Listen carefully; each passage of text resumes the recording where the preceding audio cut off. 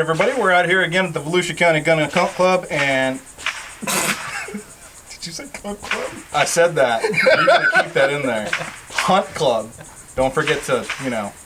Anyway, don't cut it, but just leave it in there. Anyway, as I was saying, we're out here, and today we're talking about AKs.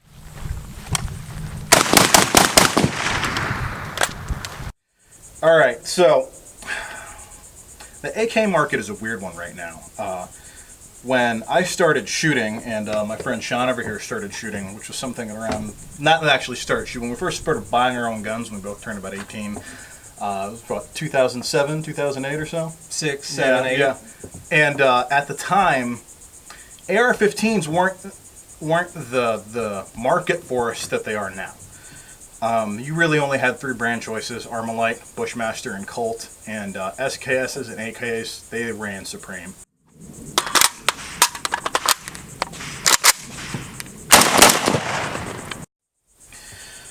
And the reason for that was, for the price, which was about half the price of a Colt 6920, you could get similar features that you would find in those quality AR-15s. You'd find them in these extremely inexpensive AKs.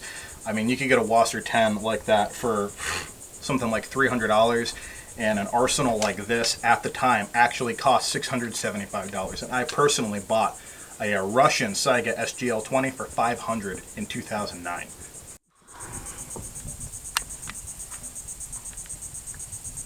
Safety. I know.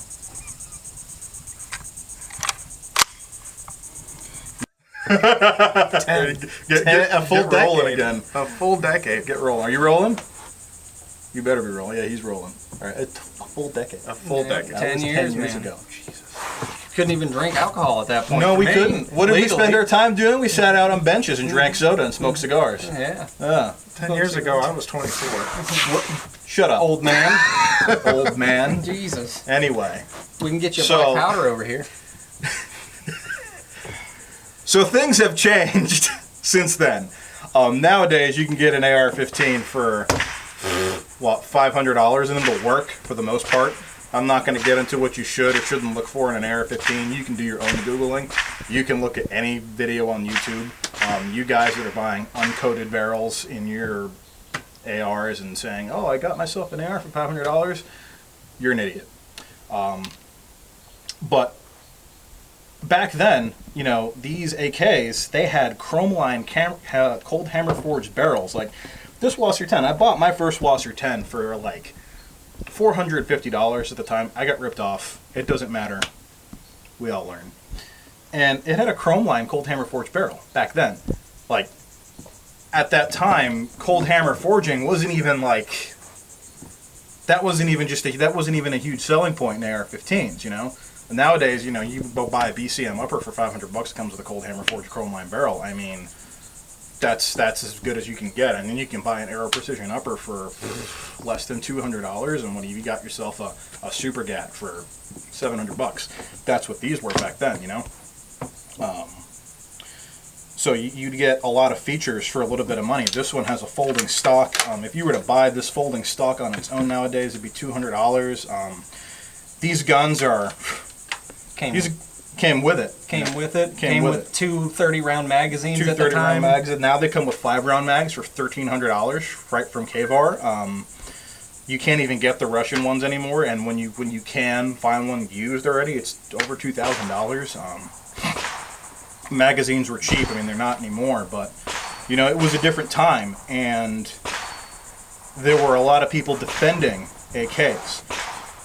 And they do have, you know, a few disadvantages over AR-15s, but, you know, it holds a soft spot in my heart and in all of our hearts, honestly. Like, I cut my teeth on AKs because that's what I could afford when I was right out of high school. And, yeah, we're going to do some shooting with them, and we're going to talk about them a little more.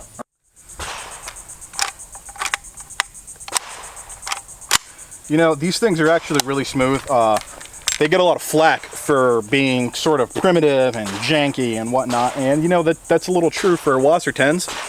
Even then, Wasser 10s nowadays are actually, they're really, really nice rifles for the money. And But, you know, AKs are really well made. I mean, you get this idea that they're super noisy and sloppy, and that's not any noisier or sloppier than, you know, my AR actually here. Not a whole lot of noise going on there, you know. They're smooth. Safety's a little weird, so if you're an AR guy and you're used to your safety on this side, you know, a lot of guys with working safety on AKs, you know, they bring it up and bring the safety down with their middle finger,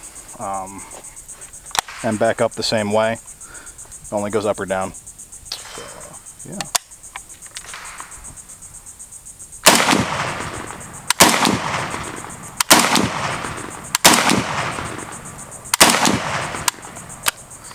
You know, the triggers on these are really good. AR-15s, they get a lot of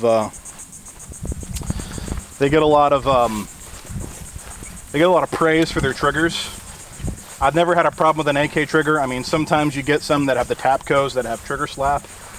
This isn't the case with this trigger. It's a very good trigger, very smooth, fast reset. I can shoot it very fast. Here's an example.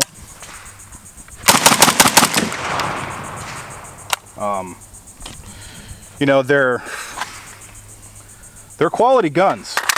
The whole concept that an AK is a cheap garbage rock comes from the fact that, you know, all these COMBLOC countries, they relied heavily on peasant labor, nearly slave labor when it comes down to it.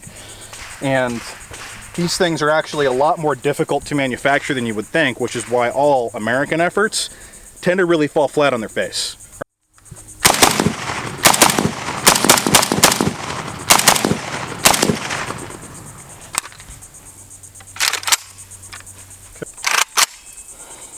All right, so why wouldn't you want to buy an AK? Or rather, why would you? Let's start with that. Well, for starters, the manual of arms is simple. It's not as intuitive as an AR, but it is simple. As I've gone over, the safety, the charging handle, rocking the mags in, it's all very basic. It's not quite as intuitive as, again, an M4, but, you know, it gets the job done. The rounds are very, very, very, very inexpensive. Steel case 7.62x39 is roughly about 20 cents a round. That's the same case for steel case AR 223, but steel case 223 is just not that great. Some of it's underpowered. The AK does not care. It's going to shoot no matter what. Stock came undone. One crap.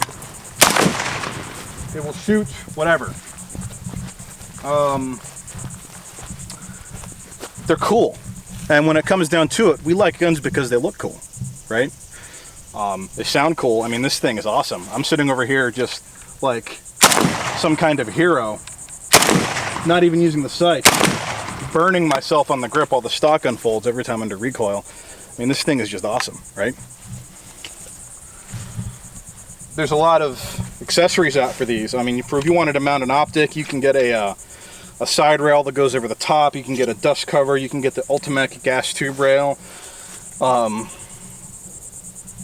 sights are easy to use. I mean, they kind of suck for long range shooting, but up close, snap shooting, they're almost like pistol sights. You know, you can just sort of snap shoot just by looking at the front sight with both eyes open. You don't really have to worry so much about getting that perfect sight picture like you might with AR-15 sights, which are great, by the way, especially at distance. Up close is when you're going to want an optic, but AKs, at these distances, 5-10 yards, very fast, very intuitive. Yeah, all right, pause. I'm going to talk about why you might not want an AK. Oh, shit. What did I say about accuracy? It's not far, but that's an aerosol can. So, let's talk about some bad points. The bad is the aftermarket for these is really difficult. As I said before, they're very difficult guns to manufacture.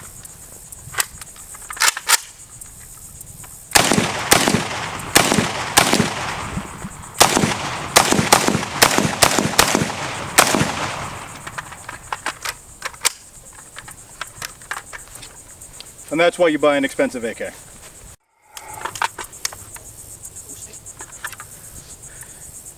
This is why people buy Arsenals. Aftermarket's really difficult for these. Some quality stuff is hard to come by. Magpul's pulled through in the recent years. Like I said before, this folding stock that comes with this gun was $200 when it was brand new. And Magpul now has the Zukov kits, which are, what, $80, $90, $100? I'm not entirely sure. But it's a folding stock. You can get cheek risers for optics. I mean, they have done a great service to the AK community by coming out with accessories for these. But again, aftermarket's very difficult. So are parts. If you have breakages on these, getting something fixed is very difficult. If your piston breaks, that sucks. You need a bolt carrier and piston. With an AR-15, if your gas tube bursts, a gas tube is 15 bucks. You know? Magazines. These magazines are very expensive. I can buy P-mags for what? 10, 15 bucks a pop. PSA has D&H mags for $6, $7 sometimes. You buy 10 mags for $70. What? These are $30 to $50 a pop. Bakelite ones, I've seen them go for over $100. If you want a full kit of AK mags, it's kind of a pain. And of course, I already spoke on the ammo. The ammo itself is not that accurate, and accurate loads are extremely expensive. And really, for what the round is capable of, that's just the wrong tool for the job. Now, ultimately, our channel is called The Guerrilla Review. Now, this is the quintessential guerrilla fighter weapon, isn't it? Now, we live in a day and age where that's no longer the case. The quintessential guerrilla fighter weapon in this country is the AR-15. Is it my favorite? No, it's not. Do I shoot it well? Of course, everybody shoots it well. If you can't shoot it well, learn to shoot. It's easy, it's modular. I'm not saying you shouldn't buy an AK, but if you're going to have an AK, you need to have an AR-15 as well. It's just that simple. I didn't shoot, but that's alright, I'm going to shoot now.